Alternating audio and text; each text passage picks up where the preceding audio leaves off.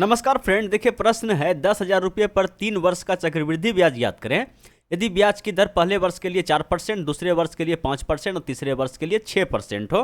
बड़ा सिंपल प्रश्न है। सबसे पहले हम लोग इस प्रश्न को सोल्व करेंगे, उसके बाद उस प्रश्न पे आएंगे। प्रश्न सेम टू सेम उसी टाइप का है कि 8,000 रुपये पर 3 वर्ष के लिए चक्रवृद्धि ब्याज क्या होगा यदि ब्याज की दर पहले वर्ष के लिए 5%, दूसरे वर्ष के लिए 10%, तीसरे वर्ष के लिए 15% है। तो सबसे पहले हम लोग क्या करते हैं कि इफेक्टिव रेट निकालते हैं। बोले इफेक्टिव रेट क्यों निकालते हैं? क्योंकि इफेक्टिव रेट निकाल लेने के बाद चक्रवृद्धि ब्याज का जो प्रश्न है एक सिंपल सा परसेंटेज का सवाल बन जाता है। तो इफेक्टिव रेट कैसे निकालते हैं? तीनों परसेंटेज को सबसे पहले सामने सामने जोड़ देते हैं। जैसे समझिए कि 5% है, 10% है और आपका 15% है। तीनों को जोड़ दीजिए। बोलिए कि 5 और 10 15, 15 30% हो गया। ठीक है, 30% इधर हो गया। फिर इसको इस टाइप से जोड़िए, इसको गुना कर दीजिए। बोलिए कि कितना हो गया? 50। इसको इससे गुना कर दिए, कितना हो गया? बोलिए 150। इसको इससे गुना कर दिए, कितना हो गया? बोलिए कि 15 5 75। अब ये तीनों खुदरा को जोड़ दीजिए। बोलिए 150 और ये हो गया 50, 200 और 200, 275। ठीक है, तो ये हो गया आपका 275। इसको आपको 100 से भागा देना है, तो ये पॉइंट यहाँ पे आ जाएगा।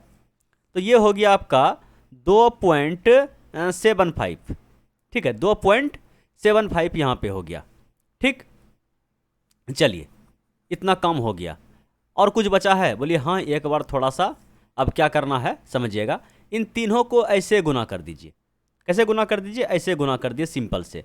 तो बोलिए कि सिंपल से गुना होगा तो ये कितना हो गया? बोलिए कैसे कीजिए ना कि 15 5 75, 75 को अगर 10 से गुना करेंगे 750 हो जाएगा।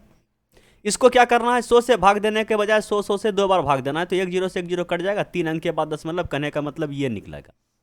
ठीक है कि 0.075।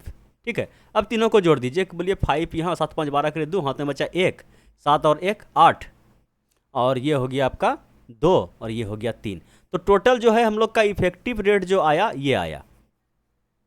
समझ पाए? इफेक्टिव रेट हम लोग का ये आ गया।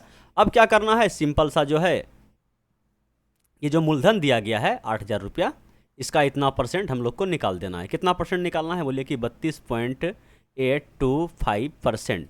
परसेंट है तो डबल जीरो और ये पॉइंट उड़ाएं तो यहाँ 3 0। तो ये 3 0 और ये 3 0 कट जाएगा।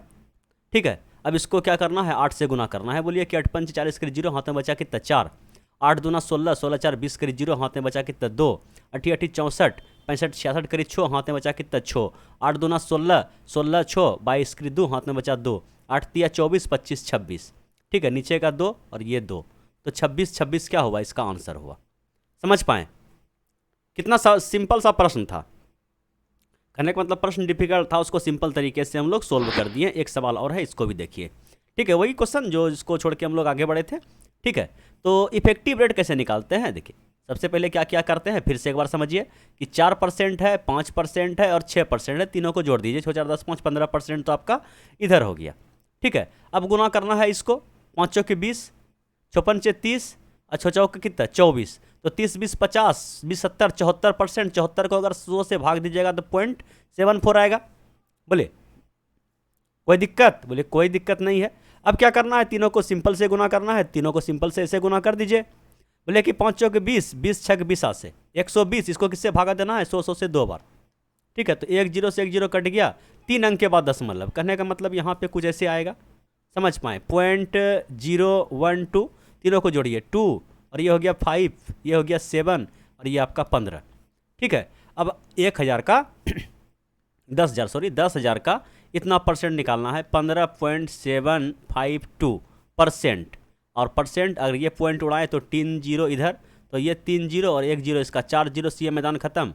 ठीक है, तो ये गुना होगा तो कितना होगा? बोलिए कि 15 75 2 और नीचे का 1 दशमलव। ठीक है, 1575.2। समझ पाए? टोटल खेला इसी पे है, बाकी परसेंटेज निकालना है। ठीक है, कोई दिक्कत? बोले कोई दिक्कत नहीं है।